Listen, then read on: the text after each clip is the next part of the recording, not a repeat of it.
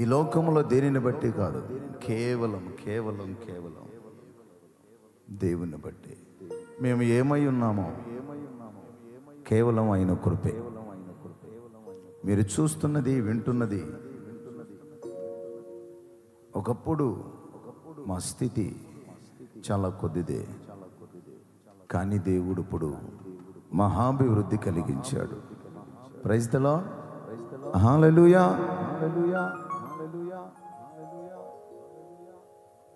Praise the Lord. దానికి నిదర్శనం మా పరిచర్యను కన్నులారా చూసిన కొన్ని సంవత్సరాల క్రితం చూసిన వారు ఇక్కడ చాలామంది ఉన్నారు. దానిలో మరి ముఖ్యంగా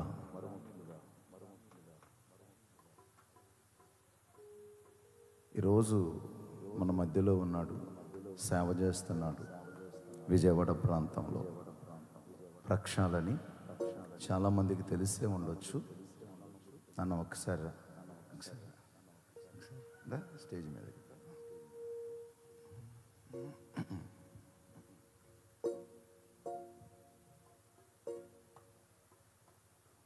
ప్రైజ్ ది లార్డ్. ఒక రెండు మాటలు చెబుతాడు గ్రీటింగ్స్ రూపంలో. మీకు తెలిసే ఉండొచ్చు, చాలామందికి సుపరిచితుడు. మనల్ని, మన పరిచర్యని ప్రేమించేవాడు. నేను చెప్పేదానికంటే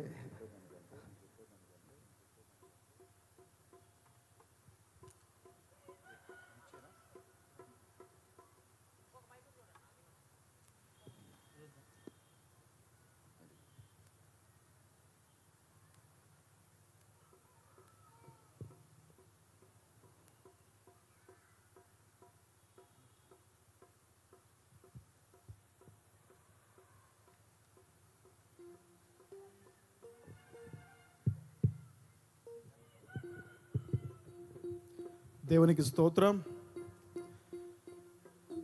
దేవునికి మహిమ కలుగును గాక. ప్రభువైన యేసుక్రీస్తు నామములో కూడి వచ్చిన మీ అందరికీ కూడా నా హృదయపూర్వకమైన వందనాలు తెలియజేస్తున్నాను. నా పేరు ప్రక్షాల్. నేను విజయవాడలో ఉండి 2 తెలుగు రాష్ట్రాల్లో ఒక సువార్థికుడిగా నేను సువార్త పరిచర్య చేస్తున్నాను. గత సంవత్సరం దేవుని యొక్క ప్రత్యక్షత మేరకు సంఘ పరిచర్య ప్రారంభించాలి అని ప్రభువారు చెప్పారు.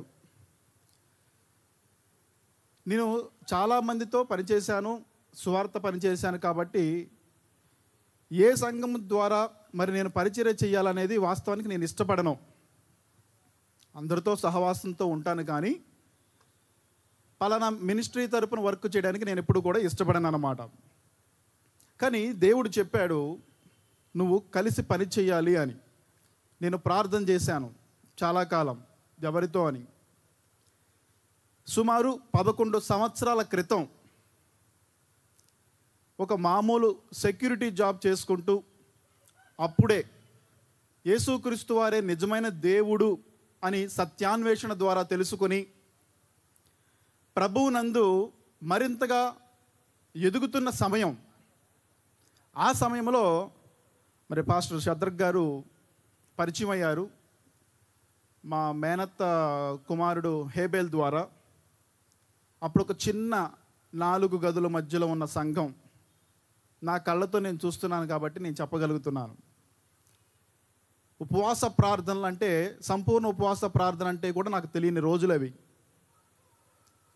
యేసు ప్రభు నమ్ముకున్న వారు నాకు అప్పటి వరకు ఏ విధంగా తెలుసు అంటే, నిన్నగాక మొన్న వీడు యేసు ప్రభు నమ్ముకున్నాడు, ఇప్పుడు మాకు నీతులు చెప్తున్నాడు అనుకునే వారి మధ్యలో నేను చూశాను. కానీ క్రీస్తు ప్రేమను పంచేవారిని, ఆ యొక్క దేవుని యొక్క సంఘం నేను అప్పుడే చూశాను. దేవునికి మహిమ కలుగును గాక. ఆ యొక్క సంఘస్థులే కానీ, కుటుంబ సభ్యులే కానీ నాతో పలకరించిన విధానమే కానీ చాలా అద్భుతంగా ఉంది. వారితో ఆ సహవాసంలో నేను కొంతకాలము కలిసి దేవుని గురించి మరింతగా నేర్చుకోవడానికి దేవుడు నాకు అవకాశం ఇచ్చాడు. దేవునికి మహిమ కలుగును గాక. అయితే నేను ఉండేది విజయవాడలో కాబట్టి 1 సంవత్సరం మాటకు మాత్రమే అప్పుడప్పుడు వెళ్ళొస్తూ ఉండేవాడిని. ఆ రోజుల్లోనే అప్పుడు షద్దర్ గారు అన్నారనమాట, నువ్వు పరిచర్య చేయొచ్చుగా విజయవాడలో అని. నేను ఒక నవ్వు నవ్వి, నేనేంటన్నా పరిచర్య ఏంటి, ఇంతకు మించి పెద్ద జోక్ ఉండదన్నట్టు అన్నతో మాట్లాడాను. ఒక 10 సంవత్సరాలు ఇప్పుడు మారేపాటికి దేవుని యొక్క కృప ద్వారా నేను వాడబడుతున్నాను. దేవునికి మహిమ కలుగును గాక.